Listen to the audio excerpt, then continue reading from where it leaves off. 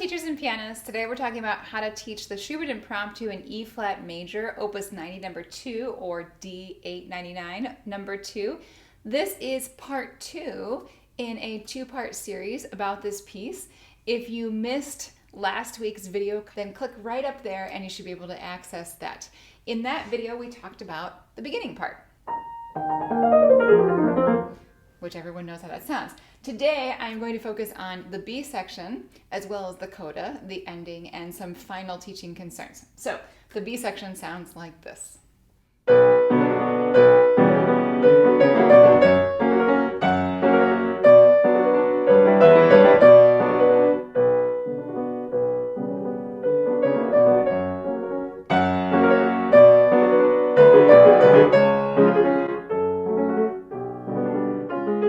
This is such an amazing piece, and this part is so particularly fun to play.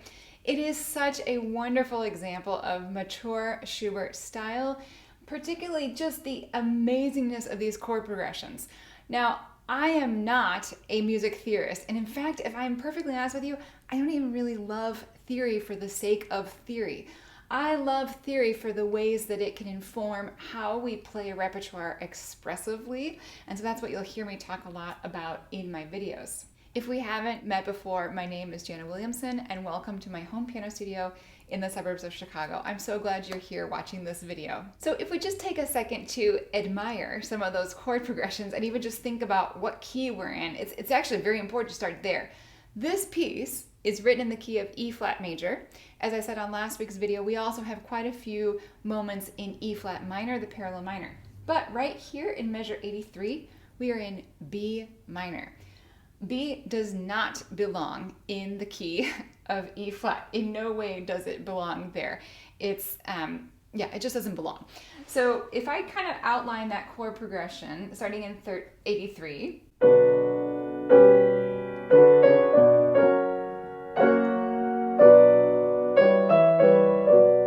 that's pretty safe, pretty normal. Then he starts it with a repeat that begins the same, but then it changes.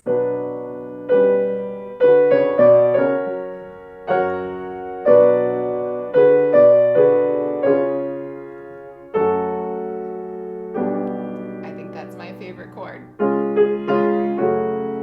And then we get this really bizarre diminished chord.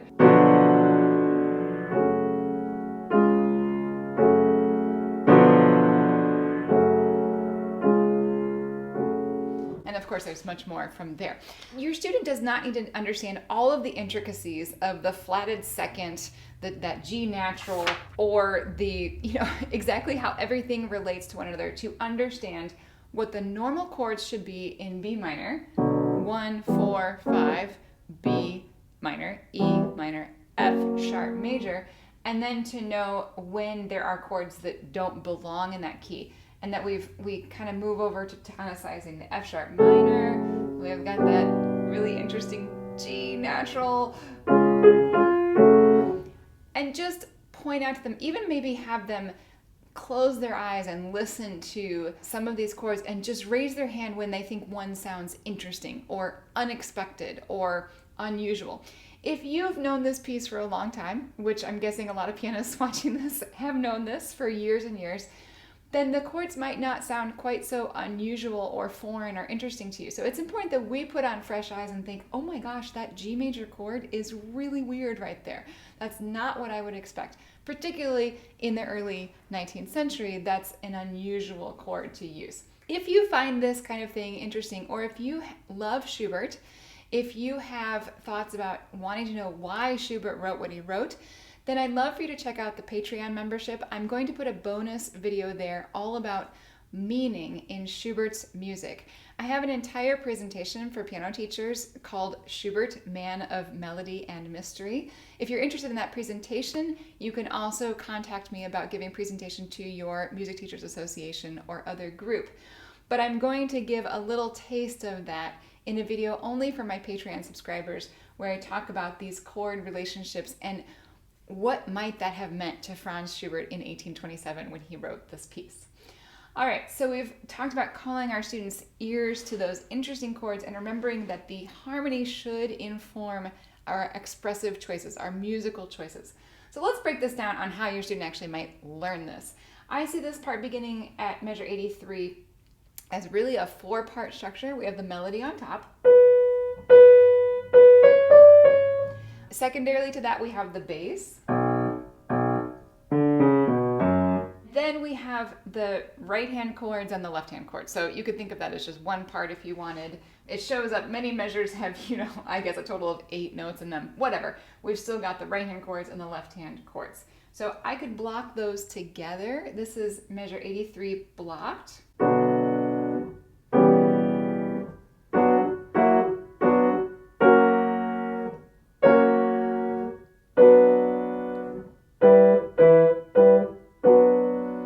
You can do all kinds of various different combinations of blocking. You could add the bass note in there for the ones that you can reach.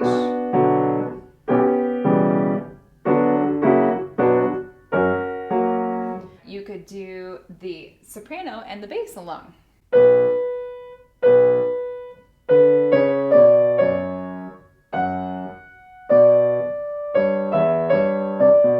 And that calls to the ear that little bit of contrary motion there when they have the quarter notes, right? Or lower.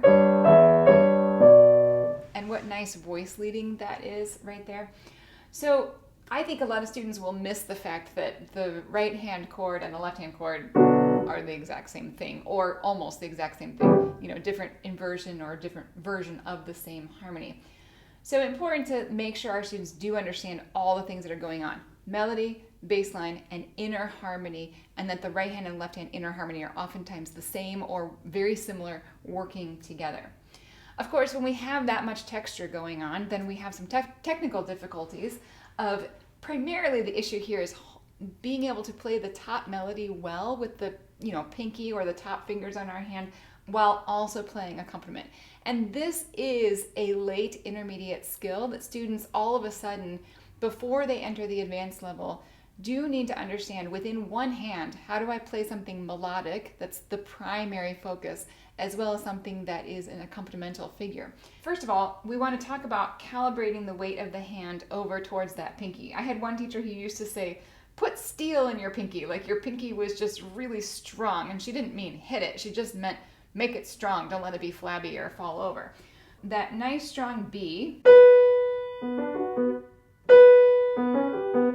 And then here, you can't play legato if you use 5. You can use 4 if your student can reach that. I think I typically just use 5 and use a little pedal to connect it. But regardless, they have to hear that as the melody.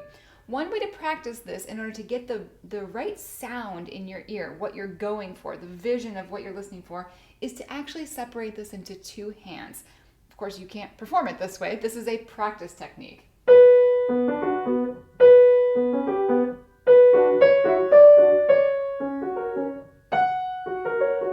So I'm hearing then that melody is much louder, legato, singing over the bottom. And then I can play it with just one hand and imitate what I heard.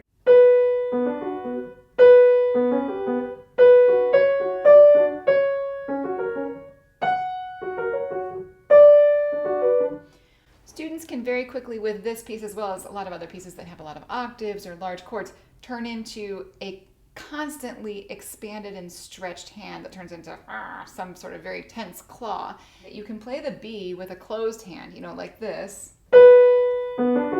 Open up to get the triplet and then go right back to that. And that's going to give you the best sound on the top there. One other point, which I did mention in last week's video, is that it's very important to align the forearm behind your hand at all times, which actually is a little uncomfortable here on the B. You need to make sure you're sitting far enough back and that your elbow can get in front. Because if your elbow is out here while you play that, then there's no way, I literally can't reach that low B. Instead, I want to swing it over.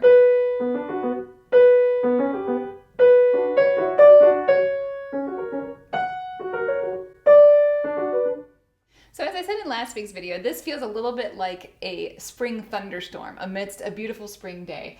And Schubert has made this so stormy with this, all that movement and the triplets on beat 2, and it feels like it's very aggravated in some ways. And somehow he manages to get us out of that after this big, amazing transition from B minor. Just switch right to E flat minor, no transition whatsoever, to this awesome chord.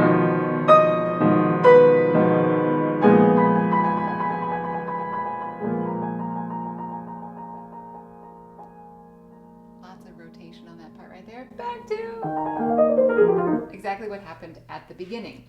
Once he goes through that whole A section again, then we get in the coda the same material, although this time it goes up the octave. Students sometimes have a little trouble moving from this up, so when they're memorizing this, they need to be very clear on what happens the first time in the B section and what happens in the coda. And then we just have this long, as far as harmony goes, B flat 7 to E flat, and then we get these nice. And finally, I think my favorite part of the piece, well, one of my favorite parts, is these last E flat minor scales. Again, your students should just know these scales.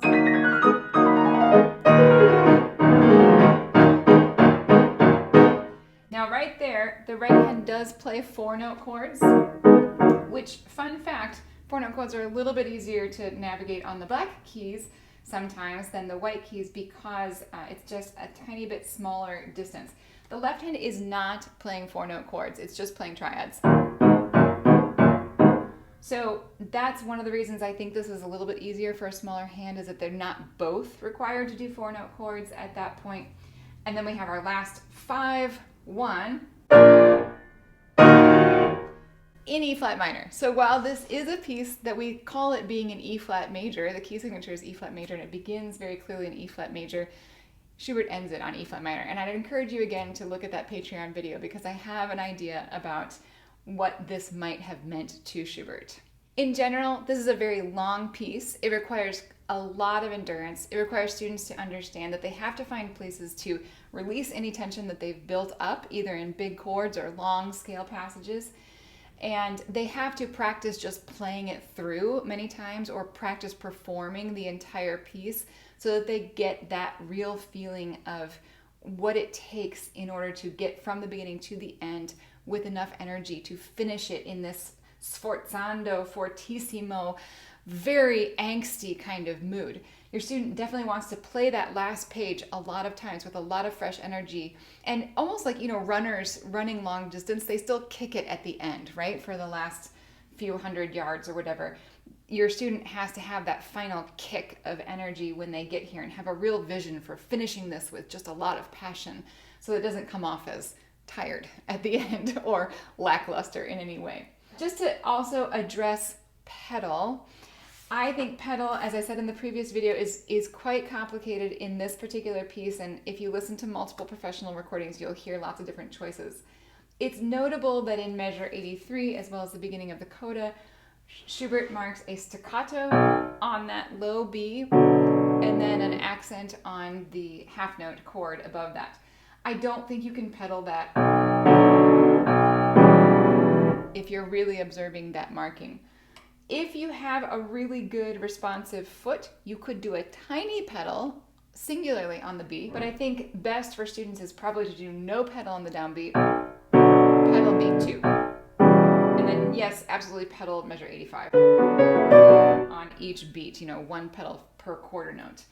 In general on this, I think students are liable to default to just slapping down the pedal far more than we want them to in order to hear clearly as well as observe Schubert's articulation markings. So you will have to listen to your student as they play and give them feedback on whether it sounds clear or whether it sounds like things are too muddled and mushy together.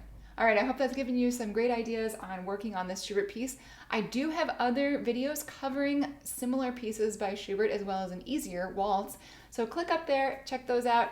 Go into the description of this video, make sure you've got all the resources I mentioned, and I wish you all the best in your teaching and playing.